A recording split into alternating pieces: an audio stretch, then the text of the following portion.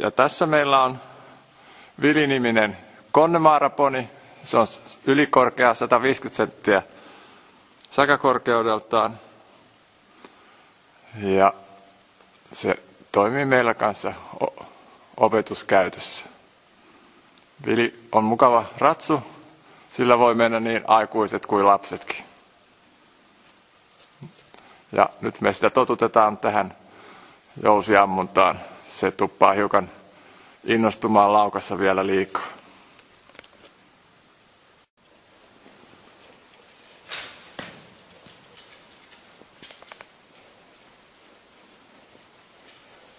Noin. Hyvä.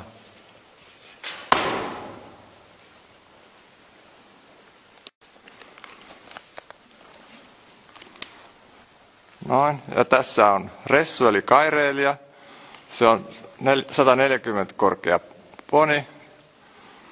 Entinen kenttäkilpailuponi. Voittanut muun muassa kotimaansa mestaruudet kenttäratsastuksessa pari kertaa. Ja meillä se on nyt ollut viime vuodet opetuskäytössä.